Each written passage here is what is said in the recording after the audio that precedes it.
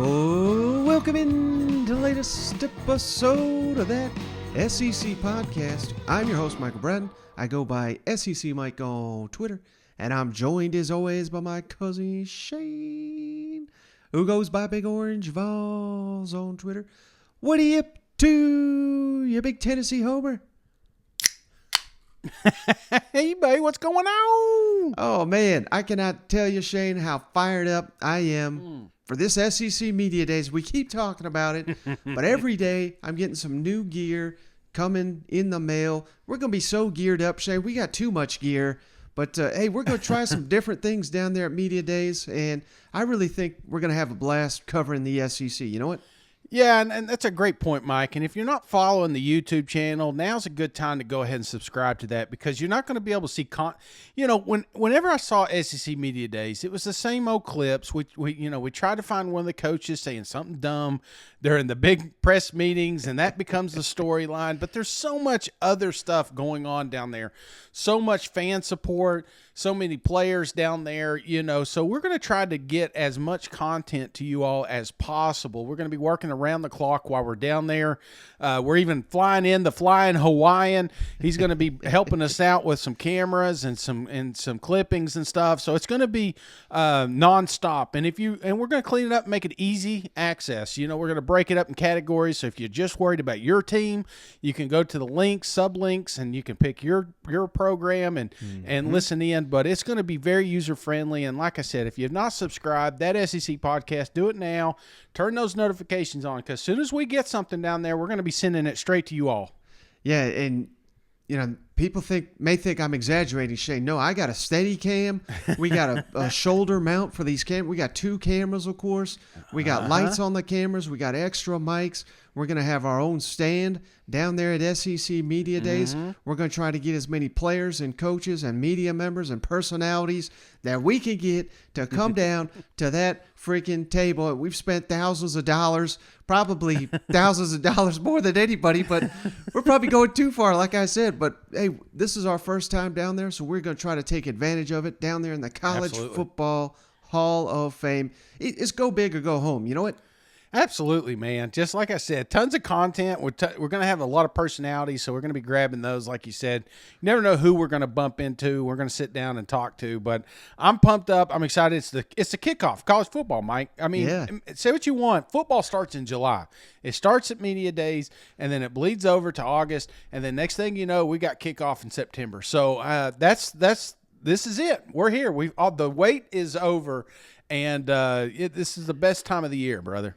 Yeah, no doubt. And so our march to Media Days continues, Shane. This episode, we're going to hit on Texas A&M, preview the fall camp for the Aggies.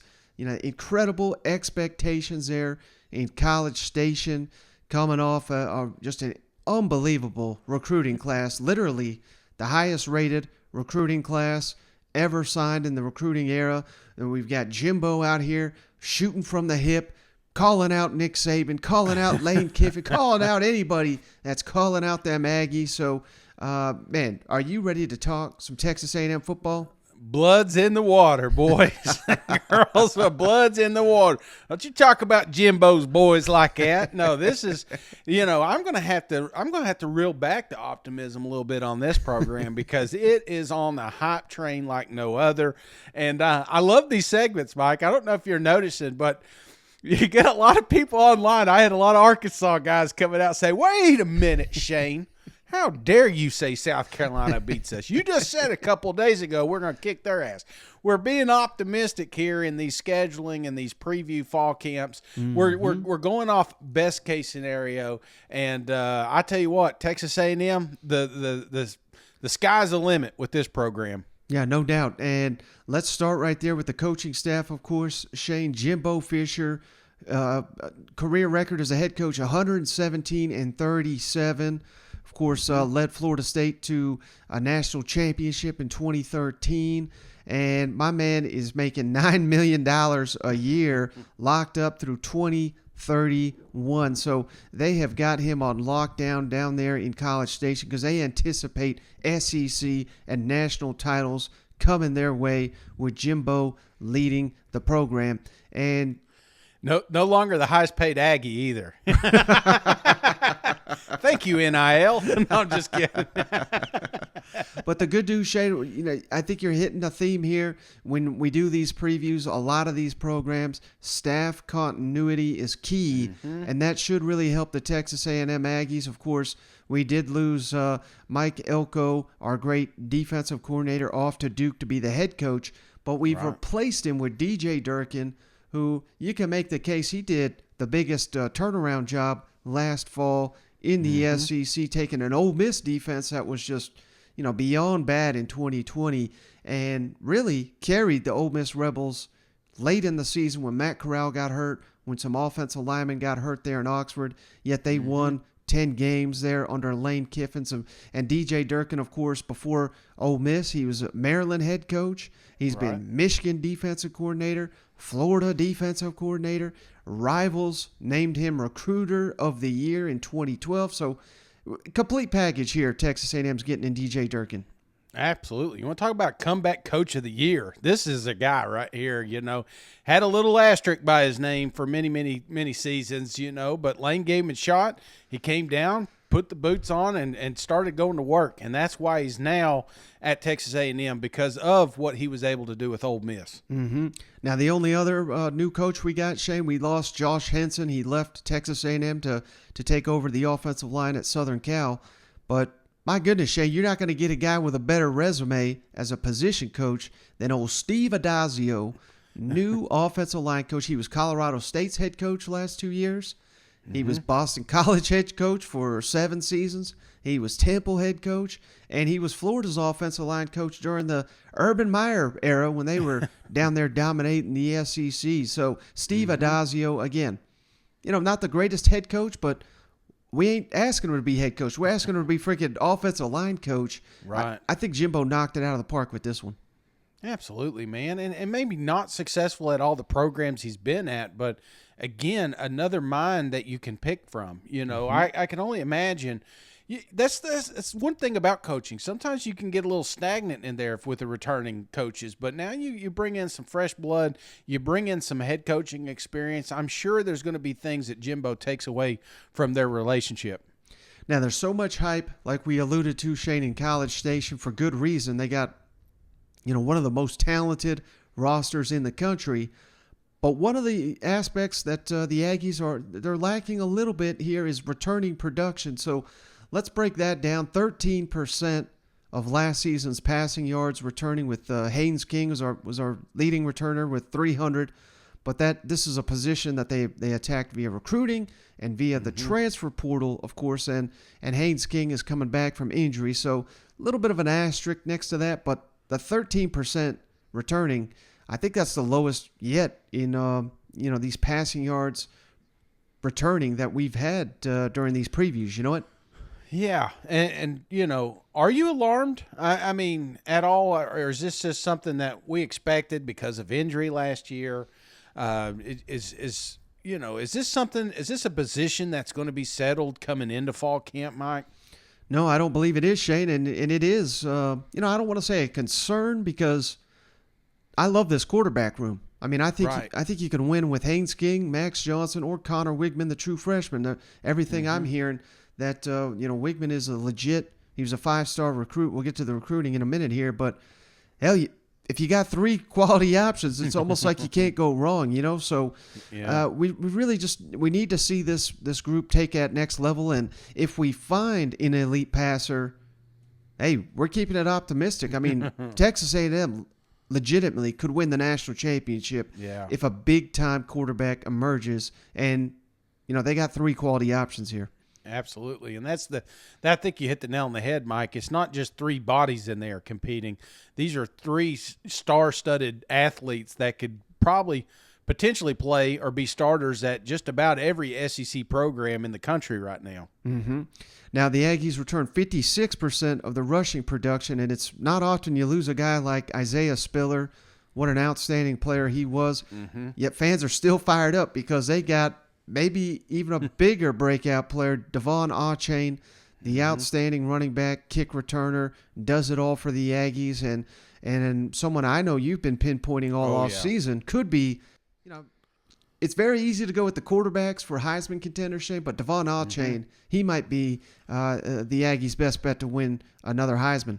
Absolutely. Joystick, Swiss Army knife, can do it all. Doesn't matter. He can catch, he can run, he can do special teams. This is a guy that I'm very, very excited to see because he is going to have ample opportunities to showcase his talent this coming up season, and that's why my dark horse Heisman Trophy winner. Mm-hmm. Now, receiving yards, Shay, we returned 54% with Anaya Smith, his 509 yards. He's your leading returning receiver here. This is a very, very deep group. We'll get to the receiver core. They need to step up too, but they have got all the talent in the world on that position.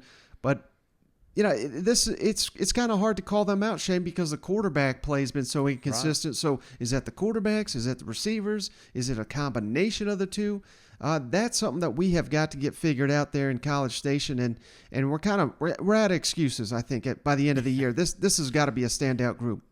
Absolutely. I mean, the motto for this team should be, if not now, then when. I mean, they're going to have ample opportunities to compete for a West championship, and we can't, like you said, make excuses. And we've done that in years past. We said, well, we got an injury, or well, the chemistry's down, and blah, blah, blah. We can't do that. This team is way too deep, way too talented to even have a mistake or an injury in any of these crucial positions.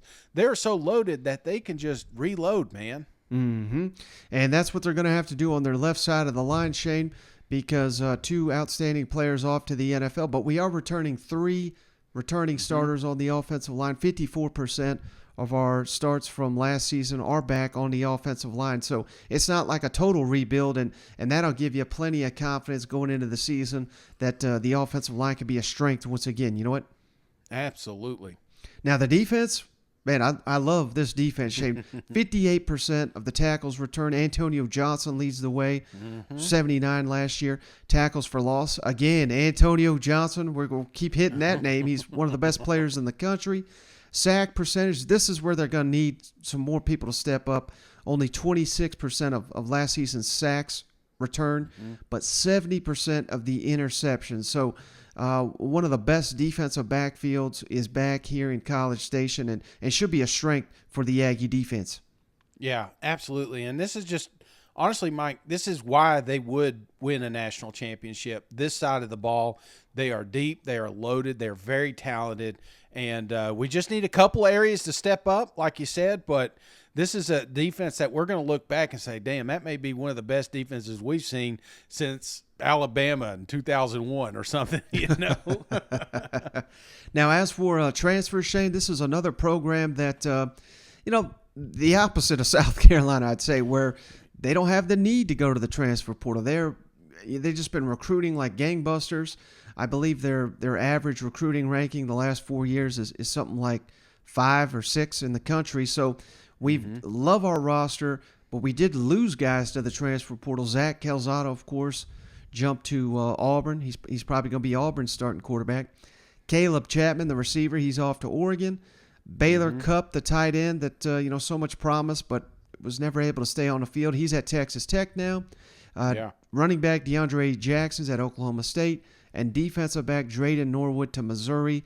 And we also lost Damon Demas, the receiver, who he doesn't even have a home yet, and linebacker Antonio Doyle, another one who just has not found a landing spot.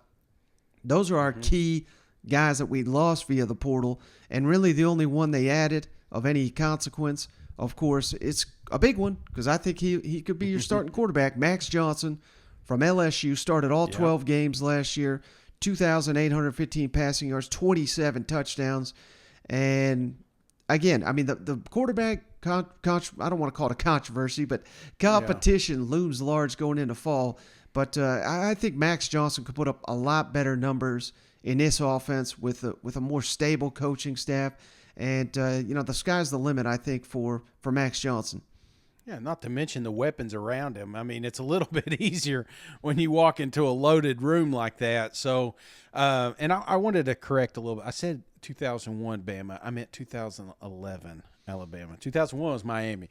They had a hell of a defense too, but I just You wanted to clean you can that up. basically pick any year for Alabama and be a dominant. Yeah, I know. You know? You can just throw it out there. It's like a dart. Last year, Alabama, Now, when we've been doing these recruiting recaps, Shane, I've been highlighting the best, 4-star prospects. Mm-hmm. Can't even do that with A&M because there's so many damn 5-stars. I'm just going to go down the list, Shane. These are all the 5-stars they landed. Mm-hmm. Number 1 defensive lineman, Walter Nolan.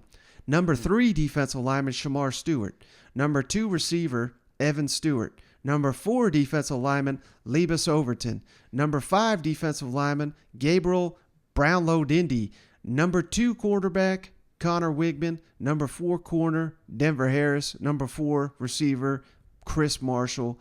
And we haven't even gotten to a 4-star yet. You know what I mean? That's crazy, man. That is absolutely not. Even if you miss on half of those, you've got a loaded roster. You know what I'm saying? Right. I mean, that's just unheard of. And but it blows my mind. I'm happy as a Tennessee Vol if we can get a couple of 5-stars, 1 5-star. I'm like, yeah, let's hang the banner, No, they got 20. And some of the guys they signed as 4-stars, Shane, I mean, like Jacoby Matthews is number 2 safety.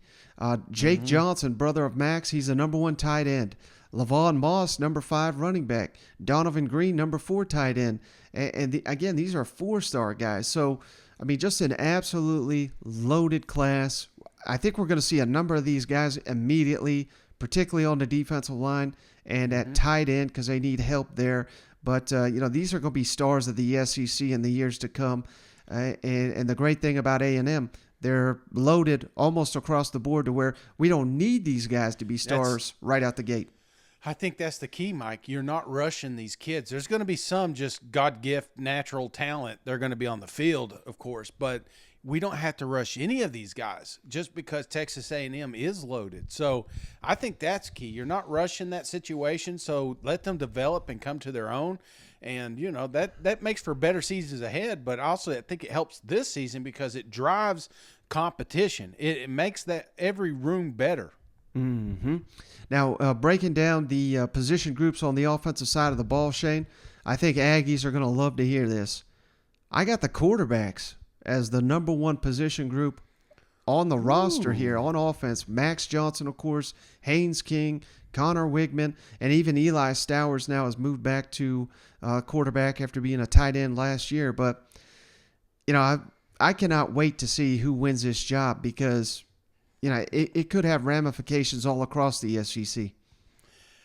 And it's the only thing that drives me nuts about this team, Mike, is just not knowing. Right. Not knowing who I'm going to be supporting. I think I'm pretty sure Jimbo knows kind of who he's going to go with. And I just want to see those crucial reps that in fall camp go to one individual, not 3. So I'm sure we'll see this thing get dwindled down sooner than later. But like I said at the start of the show, that room is loaded with quarterback talent, and literally you can name, 80 other universities across the country that all 3 of them could start at. Yeah, no, I think you're right. Now, how about this, Shane? This has been perceived as a weakness for the last couple of years at A&M, but I got the receivers, number 2. Yeah. We got Anaya Smith, he's like a Swiss Army knife. He can do a little bit of everything back here. Mm-hmm. Evan Stewart, the true freshman that won spring MVP. Hezekiah Jones back there, Chase Lane, those are 2 veterans. Jalen Preston, another one.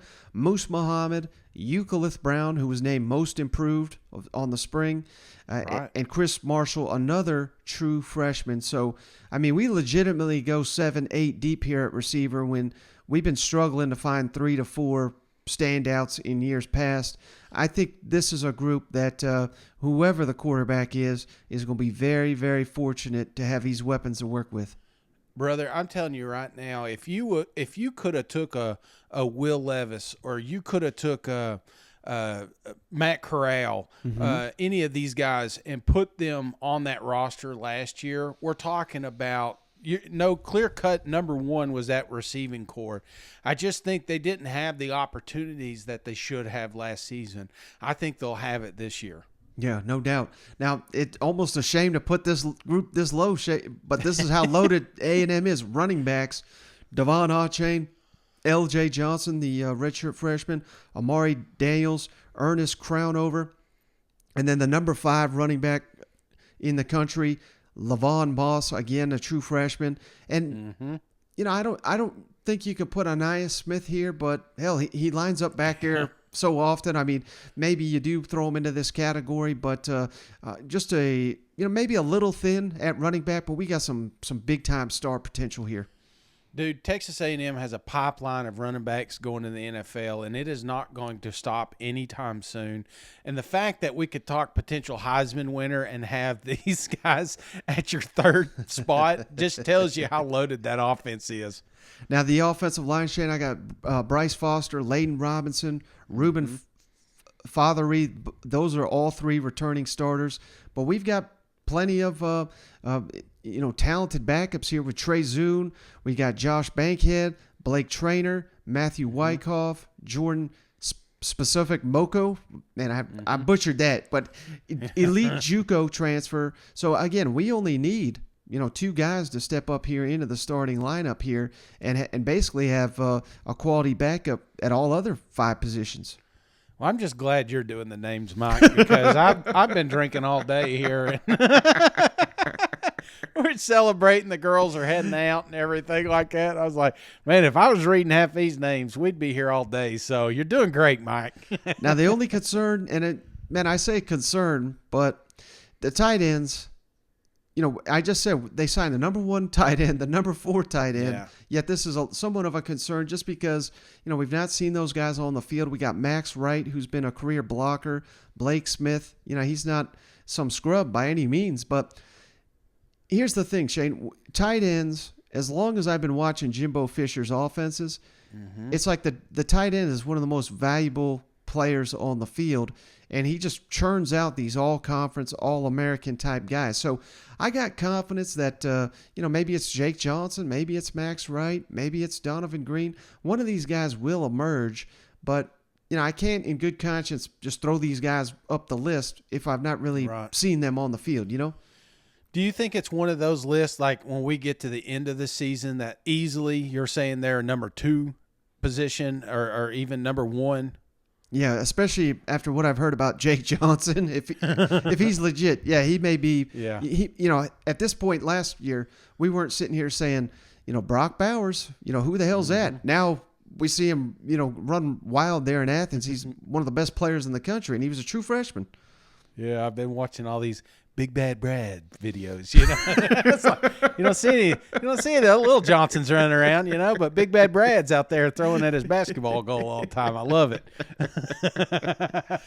Now, as for the defensive rank, Shane, I got to put defensive backs first because we got Antonio Johnson. He's probably the best nickel in the entire country. Damani Richardson's back at safety. Jalen Jones at corner. Tyreek Chappelle.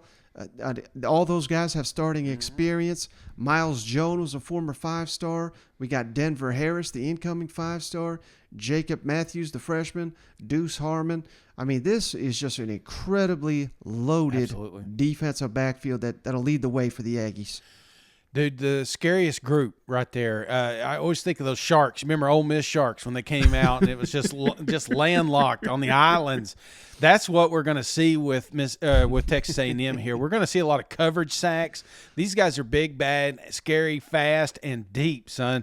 Just when you think you've got them, they got 2 more replacements coming in to give them a breath of fresh air. So this is going to be a fun group to watch and a difficult team to go against. And this is wild, Shane. I mean, they lost all 4 starting defensive linemen to the NFL.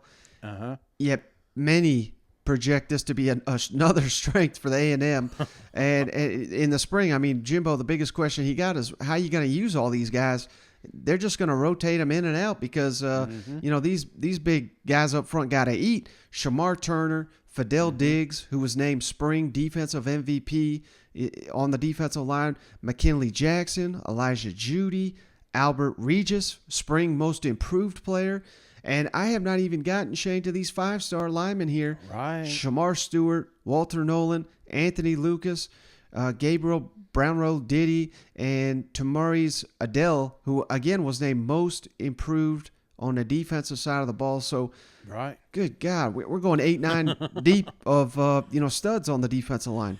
dude, and have been in the weight room all summer long. You know what I'm saying? These boys are going to come out, and you're going to look at some of these recruits when they sign to that point, to this point, you're going to say, damn, where did they get that extra 50 pounds? That's why you're going to see them playing on Saturday. So a deep front. Obviously a little bit unproven, but this is a group that I think when we get to the end of the season, we're going to say, oh, that's just another crop of just purebred athletes, you know? Yeah, no doubt. And so that leaves the linebackers last. We got talent here, but it's a little thin here. We got Edgerrin Cooper, Andre White, who again was named Spring Most Improved on the defensive side of the ball, Chris Russell, Terrion Lee, and then the elite freshmen Isaiah Harris and Martrell Harris. So we only typically put 2 linebackers on the field in this defense. So maybe I'm overstating the depth here because, hell, I just named 6 guys. If we got confidence in 6 guys, that should be good in this defense. Yeah, and I think, like, if you were thin in any position on this defense, that's one you could get away with because it all starts with that defensive back. Then it goes with the defensive line, and then we deal with the linebackers. So, no, they're going to be good, and these guys are going to look better than they really are just because of that front. Mm-hmm. Now, the specialist, Shane, we lost, our steady Seth Small back there, but we got big leg Cade down there, Cade Davis. He's hit a number of 50-yard field goals in spring. Maybe the best punter in the SEC, Nick Constantino. He averaged 46.6 yards per punt last season. So I not even need him. You know? Right, He may just, wouldn't that suck? Get all dressed up and all those punts, and you don't even get to get out there and do it. You know? So, biggest camp questions for the Aggies, shit. I mean, it's got to be the quarterback competition, right? Yeah. Oh, yeah. Easily the quarterback. Not to mention just the pressure. The pressure on Jimbo to get it done. I mean, we like I said, we find ourselves making these excuses every season. And it's done. You've beat Alabama. You've that monkey's off your back. There's no one in the West that you should be afraid of anymore. Mm-hmm. And for me, the only other real thing, who steps up on the line of scrimmage. But this is like a situation where iron sharpens iron. You know what I mean? I mean, we just got so many studs going head to head. Good players have got to emerge here. I'll never forget, and I can't remember which player exactly it was, but it was somebody from Alabama, and they were just talking about competition and going to the NFL and how are they so NFL ready. And it's just like, man, you're going against future first-round picks. Mm-hmm. You're going against future players that are playing on Sunday. Every one of you look at this roster at Texas A&M has, your left tackle is going to get better because he's going against another stud that's going to be playing in the NFL next year. So it's just iron sharpens iron. That's exactly what happens. You're practiced to be tougher than the game itself because when you go in, you can finally get a break, So, hey, we've reached the point, Shane, your favorite part of these previews. Yeah. Let's break down the schedule, and let's not spend too much time on the opener because Sam Houston comes to town. I don't even know. I mean, I assume that's in Houston, but I have no idea. Oh, God. Sam Houston? I don't even know where that's at.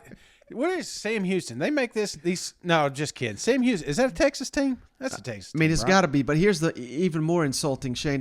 They're called the Bearcats. Yeah. But they have it with a K. They can't even spell that right. Oh, God. No. This one's a laugher, but a good one, too, because I think by now we know who our quarterback is. This is an excellent tune-up game, so expect very high points and expect your boys to be sitting there at halftime. You're going to see some young players in this game for sure. Mm-hmm. Now, a familiar foe comes to town, Shane. Old Appy State, week 2 of the season. Uh-huh. Any upset special? No, but we're going to have to watch that Michigan bullshit again, Remember 1992 when there, whatever year it was. So we're going to have to hear that. And then they're going to make some sort of storyline about maybe knock David Goliath, but it's not going to happen, brother. Texas A&M, I think they got put on blast last year when they went up and played Colorado. It was a team they weren't supposed to be competing with, and it came down to the wire. I don't think there's any program that comes down there that they're overlooking, including, Appy State here. Right. And here's something, we've talked about it already this offseason, Shane, but this schedule with these two opponents right out the gate, you never want to have a quarterback competition. I mean, you want it to be settled by the time kickoff comes. But if you don't, I mean, this is a perfect training ground for any of these quarterbacks to kind of step up on the field. And hell, they could throw 5 interceptions in these games, and they're still going to destroy them. You know what I mean? And it's just valuable reps, and that's my concern. Is I love the 3 quarterbacks that are down there, but we got to identify one. By the end of this game, there should be no doubt who the clear-cut number 1 is going to be, because it's very tough to. I mean, you've seen a couple of teams do it in history. I think some of the Florida teams. It's tough to bounce back and forth from different quarterbacks. It usually just doesn't work out. So I think sooner than later we'll be down to one. But after this game, for sure, we're going to know who that starter is. Yeah, and they better, Shane, because the competition steps up right away. We got Miami coming to town. And, they'll be overhyped. They'll probably be, top 15, top 10 because they got a new coach, and apparently that just automatically makes them awesome. But, a little bit of a sneaky game here. Thoughts on Miami coming to town? No, it's the same song, It is. It's like there's only so many times you can pump up a team that can't compete with the SEC, and that's the Miami Hurricanes right now. Now, I have joked we're talking about the expansion and their roster getting better, and I still think it will. It's not there now, and this is not a program that Texas A&M should be afraid of. So 3-0. Yeah, too bad them Hurricanes just can't suit up some of these commits they got. You know what? Exactly. I don't know. Maybe we'll see, what's his name down there? Jimmy come in, because he's living down there in Texas, I think. Or I don't know. He's one of them. So, but I'm sure there'll be some sort of storyline here. Where are they playing that game? Is that going to be at in College Station? In College Station? Yeah. Okay. All right. So now it really ramps up here, Shane, because they got to go – staying in the state of Texas at least, but it's Arlington, Arkansas, of course, the annual showdown there, Southwest Classic. Yes. Arkansas snapped that streak. They're going to have a ton of confidence coming into this matchup that they can do it 2 years in a row. Texas A&M, Arkansas, probably the game of the week there. Who do you like? Mike, I love this game. I don't like the location that much, but it is pretty much another home game for A&M, in my opinion. Mm-hmm. So this is always a tough football game. I really love what Arkansas has.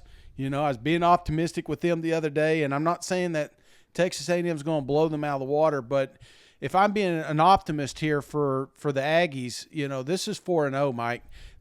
I love this scheduling. To go from Sam Houston to ramp up to Miami to hit Arkansas, you want to talk about a gradual increase. Now you're in the deep water, and I think by this time A&M is shining, showing their true colors. So and staying undefeated here.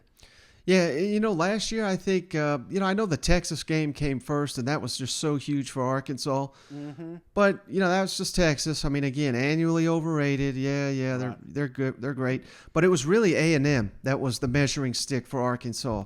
And A&M was, I believe, a top 5 team. They were undefeated heading into this game. I think it meant everything in the world to Arkansas, and I still think it will for them. But, this for A&M has got to be more about revenge. And this is going to be not Miami. This is going to be their measuring stick to say we are not going to have another disappointing 8-4 type season. But hell, if you lose to Arkansas, you may go downhill, and that may happen. So you have got to win this one, I think, if you're A&M. Absolutely. And there's going to be a ton of first-place votes down there at Media Days coming up, and there's going to be a lot of speculation, but there's also going to be those question marks. There's going to be that but what ifs coming into this game, and I think they have an opportunity to close those doors if they can beat Arkansas, not just win, but beat them and show the country that they can actually compete with the big boys. Now here's a real tricky game, Shane, going on the road to Mississippi State, where them cowbells be clanging, and they came into Kyle Field and they beat Texas A&M last year. So A&M cannot overlook Mississippi State, a Mississippi State team that I think is going to be even better than they were last year. Yeah, and potentially, I mean, they could have it could be a little hungover too. I mean, the game day atmosphere that they had last week, there's a shot that game day's down there. I mean, they're going to be putting that one up on a pedestal. These are two top 10 programs probably going against each other. And then to walk away from that and come into a buzzsaw with the Mississippi State Bulldogs, you cannot overlook those guys. I don't think they're going to, because again, we're being optimistic. I love this locker room. I love the depth of the A&M Aggies. So I think they put them away, but it's a sneaky game. I don't like its placement, if you will. Yeah, and to speak to your point, Shane, I got the Mississippi State schedule pulled up real quick. You know, they open against Memphis, at Arizona. They're going to be favored in both those games. Now, they're probably not going to be favored at LSU, but you could easily talk me into Mississippi State wins that game first year under Brian Kelly, and then they got Bowling Green. So it is not at all a hot take to say Mississippi State could be 4-0 heading into this Texas A&M game. So it may be their Super Bowl there. You know what? Looking good, playing good, need more cowbell. It's just you got to be careful, man. There's a lot of games we watch, it's like Mississippi State, and you walk away saying, where did we go wrong? This could. They said this. A&M said this last year against Arkansas when they walked away. They're like, how the hell did we lose that game? Right. That's what you can find with Mississippi State. It's a sneaky trap game, but I still like A&M to win it. Now, how about here? This may be the game of the year, Shane. Everybody's had already got this game circled, but now that Jimbo and Nick trading shots here, October 8th at Alabama, A&M comes back, tries to get him 2 years in a row. What say you? Can they do it? Can Texas A&M win at Alabama? It's a shame they don't move this to some NASCAR speed park where they can fit in 200,000 people, because they would sell this game out, especially the closer we get, because we're going to keep hearing those Jimbo comments fired up. We're going to hear the Saban comments fired up. These fan bases hate each other. And like I said earlier in this show, the monkey's off their back. This is not a program that A&M should be afraid of anymore, because they are not only competing with them, but they are beating them on the recruiting trail. This is a program that needs to put their big boy pants on. If they're going to win the damn West, Mike, they got to beat Nick Saban and the Crimson Tide again. And so I'm being optimistic, Mike, and I say they do it. Ooh. It's not going to be an easy game, but right now, to me, it's a coin toss game. I don't think Alabama's going to be as good as people say. I think A&M's going to be better than people think. If they can, and by now they're going to have that quarterback room situated. And I think, I'm telling you right now, A&M is humming. They are ready. They're ready to compete for a national championship and go to the college football playoffs. They do that, and they're going to beat Alabama. Man, that's optimistic. Now, Mike, let's if you clip this damn thing and somebody said Shane said, now listen, I'm saying optimistic here. We're looking at the schedule and everything going Texas A&M's way. They have everything needed to beat Alabama. They did it last year. They could do it this year. And I'm just saying, if everything's going right, they can beat them. Well, Shane, I was not prepared for you to say any of that. I was hoping you said no chance Alabama is going to win that game, because I was going to basically say everything you just said. I mean, hell, Bryce Young, we all know he's an outstanding player, but the Aggies forced him in some big turnovers, and we all know Will Anderson, just a tremendous, probably not only the best defensive player, but probably the best overall player in college football. A&M found a way to neutralize him too. So, again, the biggest thing you said there, they've already beaten Alabama. They are not afraid of Alabama. And I think damn near everybody that suits up against the Crimson Tide is afraid of Alabama. Again, we are assuming a lot of these, unknowns emerge and elite players step up and become the next great Aggies. And I agree with you 100%, Shane. No reason, if I'm an A&M fan, to go and hang my head when Saturday, October 8th rolls around. I think Texas A&M can go into Tuscaloosa and march out of there with another win over Alabama. Could you? I mean, that's it, Mike. If you do it 2 years in a row, there's a change. Is there a changing of the guard? I mean, we got Kirby doing it. I'm playing devil's advocate here. Mm-hmm. Kirby's already proved that he can beat Alabama.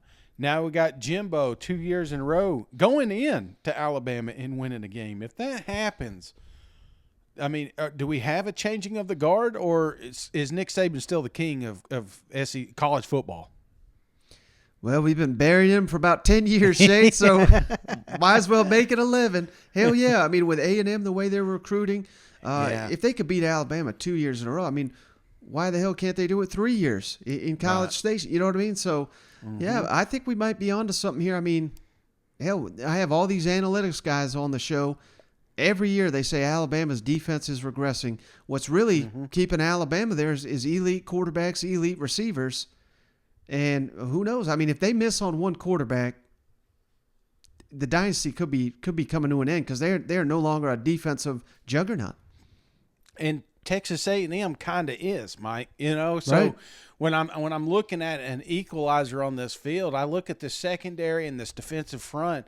If they can keep Bryce and Alabama in front of them, there may be a potential shot where they can't keep up with Texas A&M. Mm-hmm. But all right, let's move on before we lose the entire Alabama audience here, Shane.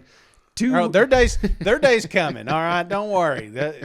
Stay tuned. I've got one for you as well. What did he say? Buttering both sides. I saw that comment on that. Now we got 2 weeks to prepare for this one, Shane. Texas A&M at South Carolina. So it's good for the Aggies. They get an extra week to rest after that Alabama game because it's going to be a war. But I think this is a trap game here, Shane. I mean, if you beat Alabama, you're going to be on cloud 9. If you lose to Alabama, you're going to be down in the dumps. And that's kind of what happened to the Aggies last year. They let that negativity seep in. So, and hell, we just did South Carolina. We think they're going to be a hell of a lot better than they were last year. So, tricky game for the Aggies.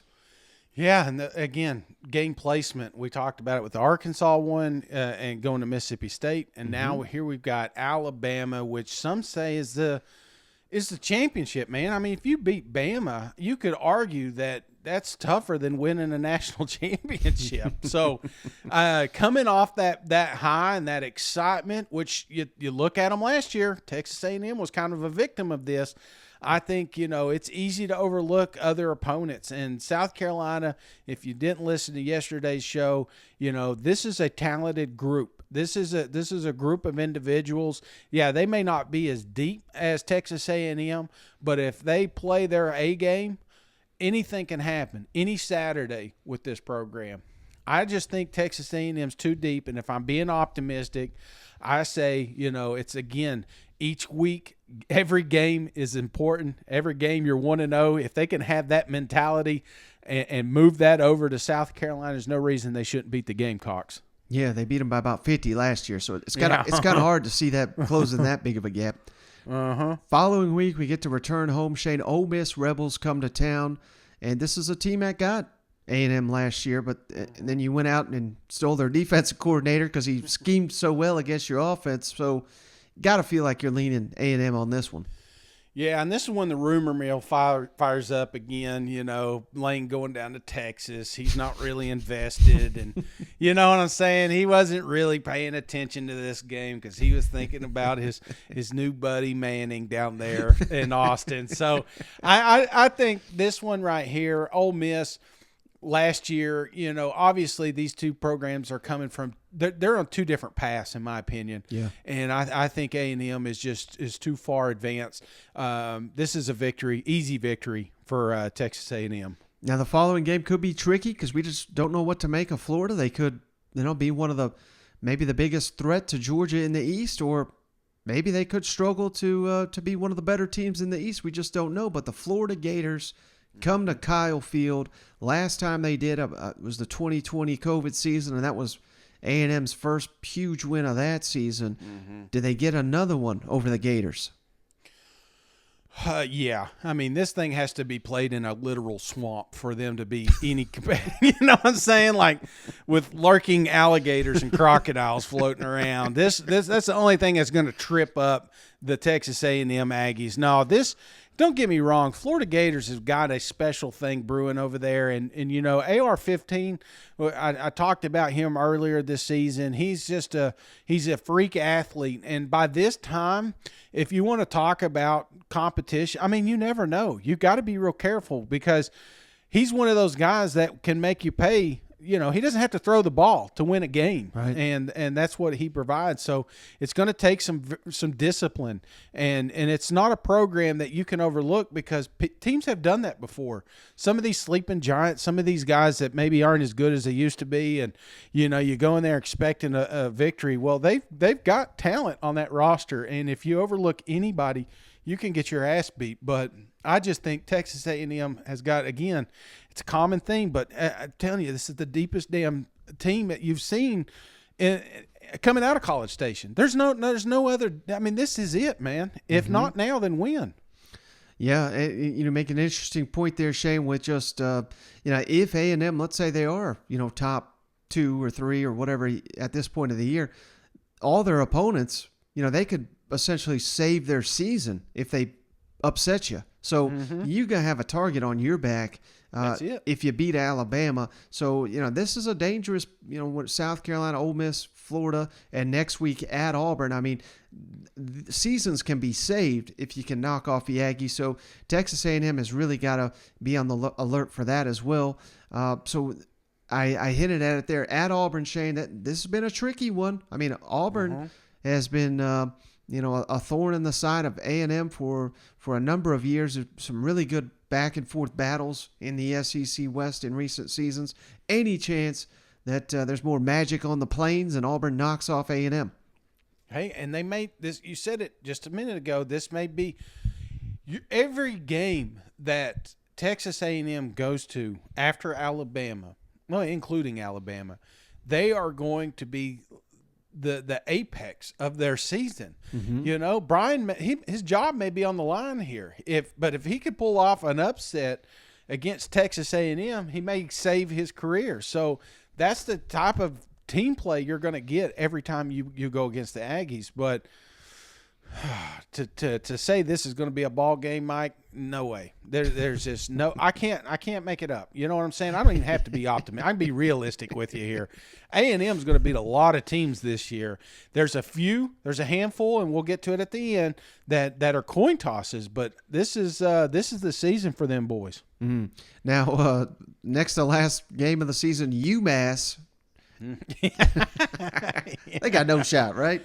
No. You laugh. That's what that one's going to be out of here. That is not even close. You can't even call it a trap game, Mike. You can literally.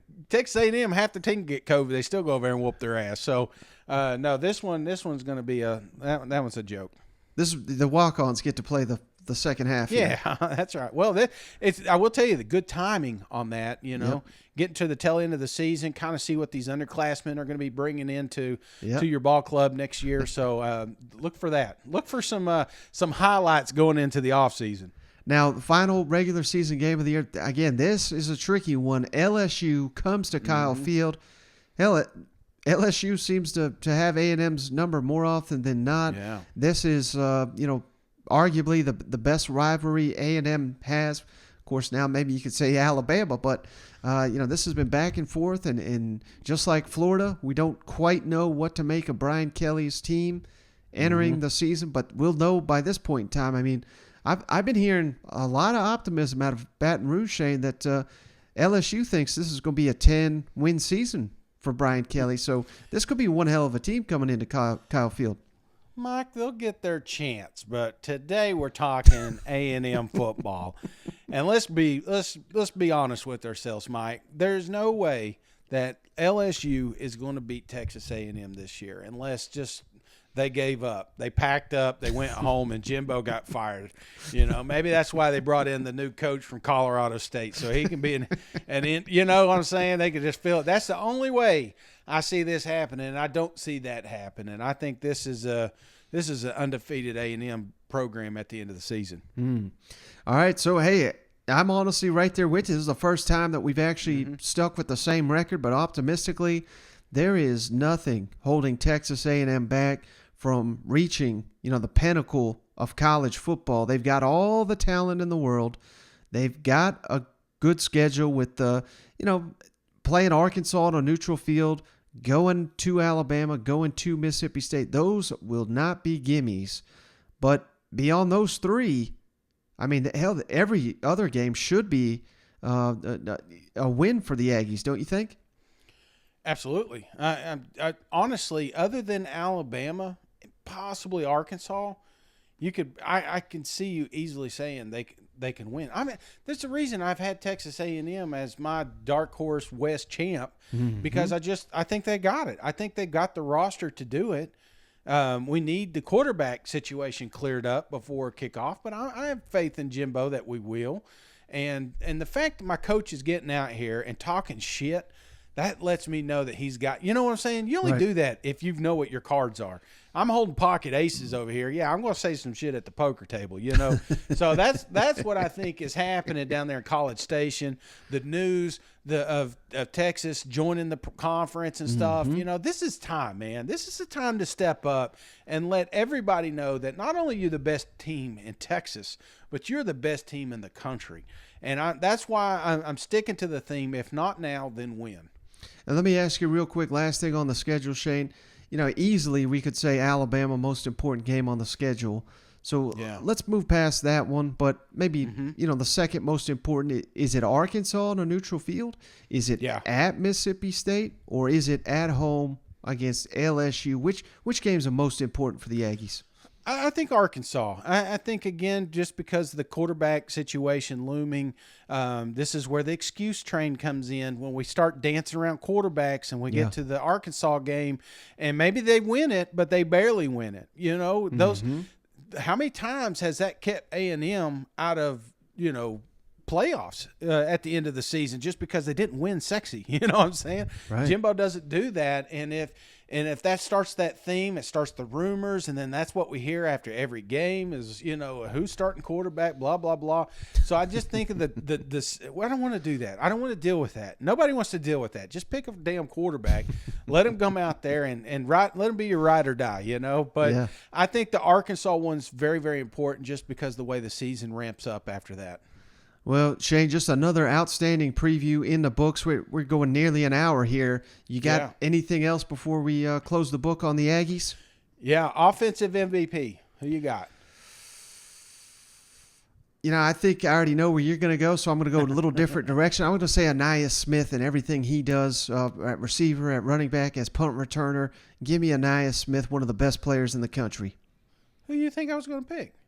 Devon Awchain. Yeah. Of course, yeah. He's also my Heisman. But the defense, who you got on defense? That one's a pretty easy one too, I think. Yeah, I love Antonio Johnson, the nickel. I mean, he just big hitter. He can make plays in the passing game, the running game. He can play linebacker, safety, corner. There's just not many like him out there.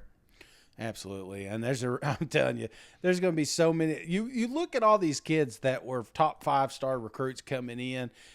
This is another machine we're going to see on Sundays, and we're going to say, is this the team that breaks the LSU record for the most, or whoever it is now? Who has it now? Does Alabama have it now? Oh, I'm sorry. What's the question? Who is it? Never mind. Cancel that. Just block that shit out. But I'm with you. I'm sorry.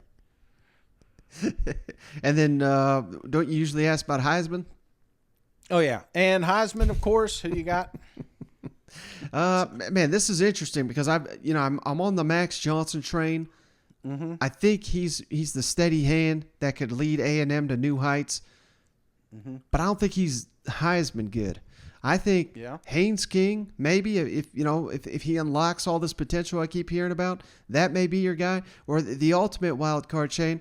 And I don't know that a true freshman has ever won it, but Connor Wigman, they're saying he's a bigger Johnny Manziel. So my goodness, I go with King or Wigman, whoever if they start and they break out, I think that's your best bet.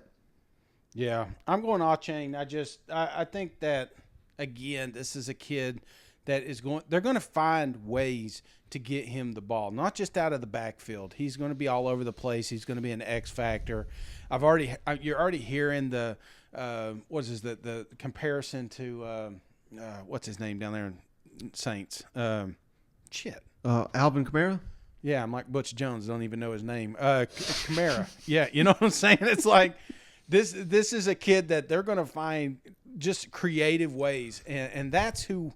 If it's not a quarterback to win a Heisman, it's going to be one of those not, you know what I'm saying? There's no more Derrick Henrys, and I don't see any in this league that, maybe a Tank or something like that. But yeah.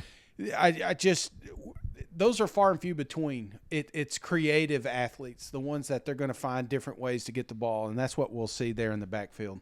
Another interesting comparison I've heard, Shane, with Devon Achane is Tyreek Hill. Down there with, I guess he's with the Dolphins now, but longtime Kansas City Chiefs. But, yeah, they get that kind of impact from him. Good luck, the rest of the SEC. Could you imagine being compared to those two guys? I mean, oh, God. I get compared to, like, Chris Farley and John Candy,